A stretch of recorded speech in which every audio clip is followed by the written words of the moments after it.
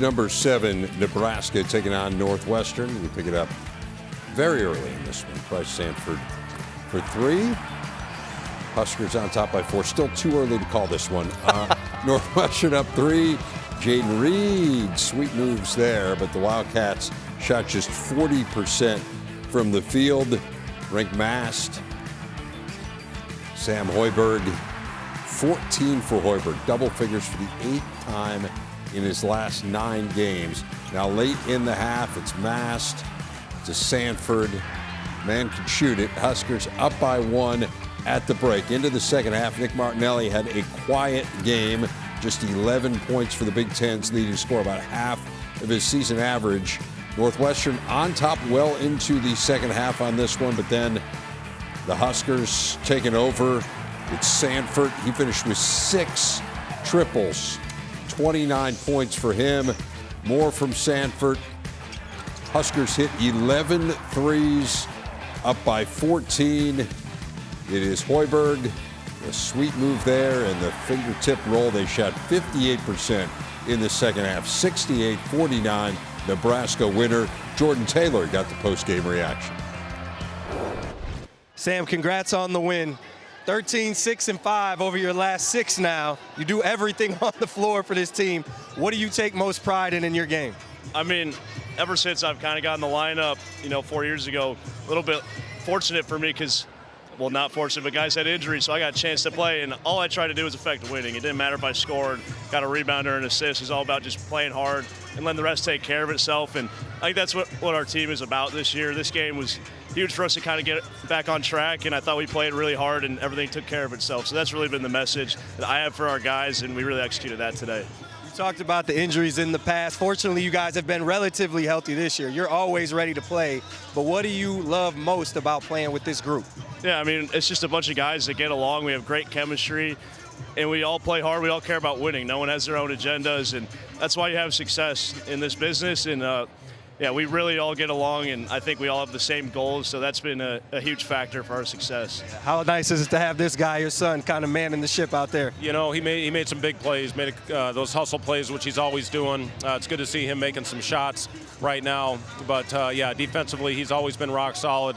And, again, made a couple of really good plays out there as well. I wish the game was 28 minutes. For us, 2 games in a row, Michigan and Nebraska, we played 28 minutes of really good basketball and then 12 minutes of really poor basketball.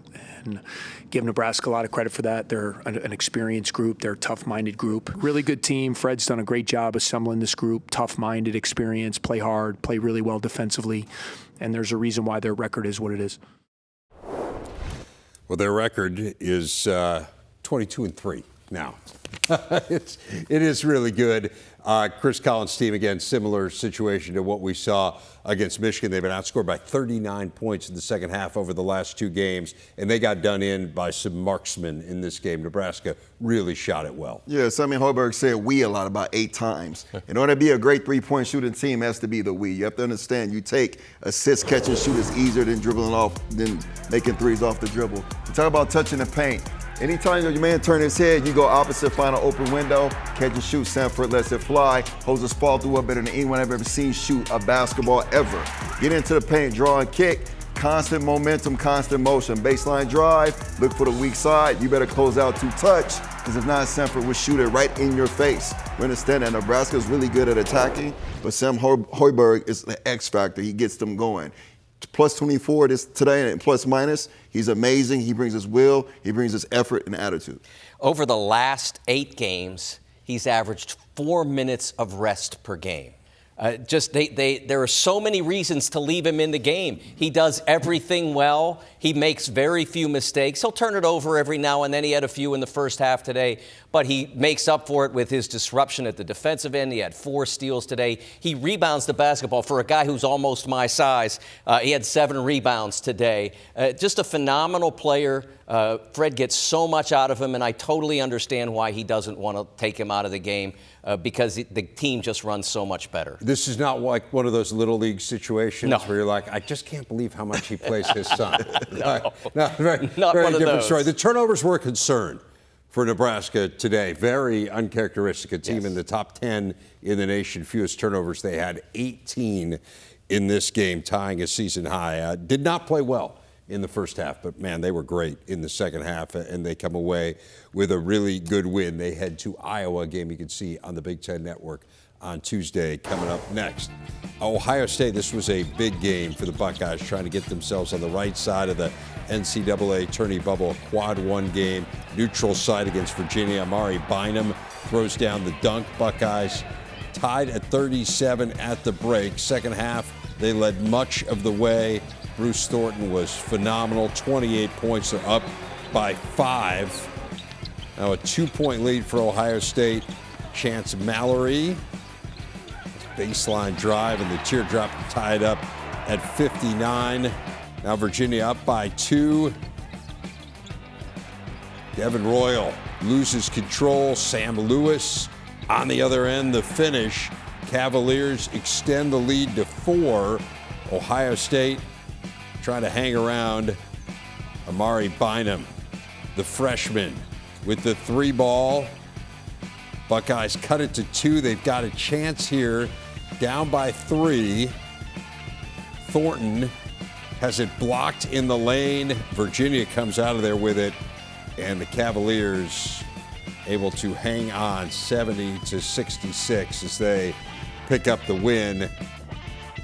Tough one here, Mike, for Ohio State, because I know you have them among the first 4 out of the NCAA tourney in your latest bracket. This was a golden opportunity to pick up a quad one win, something that for all intents and purposes they don't have. I don't know where Northwestern is in the net. They beat them on the road. Right. That's a borderline quad one win. It's not going to move the committee. This would have moved the committee. Exactly. It would not. They understand that Northwestern may fit into quad one, and so they could at least say they have one. But this was an opportunity to beat a team that's been on my 4 line, that's in the polls top 20, that has played really well without necessarily playing against elite opposition. Virginia hasn't faced a lot of that, so this was a real opportunity for them here. Down the stretch, they still have a ton of those, but they're harder than this one. They have Wisconsin at home, then they go to Michigan State, to Iowa, then they have Purdue at home. I think those are more difficult games than Virginia would have been, and they led this game for so much of it. They were in control in a lot of ways.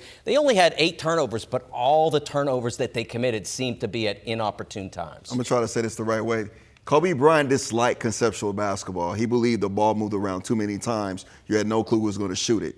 You have to mix it in with purposeful basketball. What does that mean? Run sets down a stretch, making sure your guy and another guy you know can score can be in that combination 2-man game. Because Thornton has a chance to take over games late. He has to be more aggressive taking over games late and say, I'm either make this shot or make the exact play or get to the free throw line. Yeah, that last trip to the one where his shot was blocked, very rare mistake for him. Agana Yenso is an elite defender, an elite shot blocker. The ball's got to go deeper, and maybe you get fouled and get an and one rather than getting your shot blocked. Yeah, it's challenging. Again, they led for 23 minutes. To your point, Mike, I mean, they got 4 more quad one opportunities, and that's before we get to Chicago for the Big Ten tournament. They could get more opportunities there, but this was one that it felt like was kind of there for the taking, and unfortunately not able to take it. And so Ohio State losing for the 9th time this year, and they will remain hanging in the balance on that Mike DeCourcy bubble and on probably everyone else's bubble as well.